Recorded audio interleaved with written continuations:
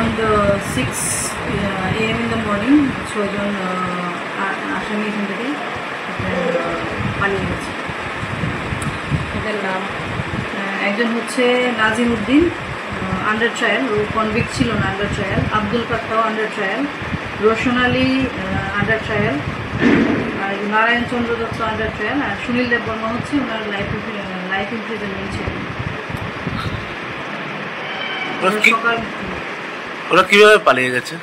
Actually আমাদের যে staff ছিল ওরা সকালবেলা ওদেরকে জেনারেলি এখানে সিস্টেমটা হলো ওদের 6টার সময় ওদেরকে ওদের যে ন্যাচারাল কোর্স আছে ব্রেকফাস্ট প্লাস স্নান টানের জন্য ওদেরকে ছাড়া হয়। ওরা সকালবেলা ছাড়া হয় মানে ওই মেইন গেট ওদের যে রেসিডেন্সিয়াল এরিয়া আছে, যেটা সেল এরিয়া আছে, ওটা থেকে ওরা আসে, এসে ওরা ব্রেকফাস্ট বা ওদের ব্রেকফাস্ট বা যেখানে স্টাফ কম ওরাই ওদের ব্রেকফাস্ট কুকিংয়ের কাজ করে।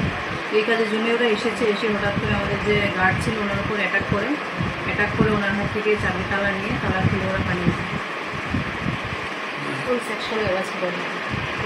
সেকশন ডিফারেন্ট সেকশন, অনেক সেকশন আছে। রোশন আলীর সেকশন হচ্ছে আন্ডার সেকশন 457। রোশন আলীর 3টা সেকশন আছে, under section 457, under section 395, under section 392।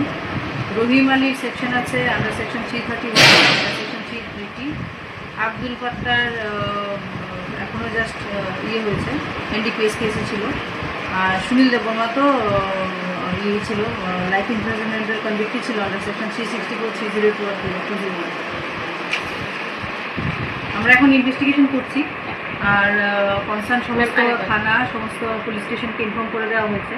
Bordering যত সাব ডিভিশন আছে ইনফর্ম করে দেওয়া হয়েছে। বিএসএফকে ইনফর্ম করে দেওয়া হয়েছে। আমাদের ডিটেল সার্চ অপারেশন চলছে। তো আর এখানে ইন্টারনাল আমরা ইনকোয়ারিও করছি, ইনভেস্টিগেশন করছি। তো আমাদের ইনভেস্টিগেশন শেষে আমরা একটু ব্রেক অফ হয়ে গেছে ওনার কাছে আমরা সাবমিট করে দেবো। ধন্যবাদ।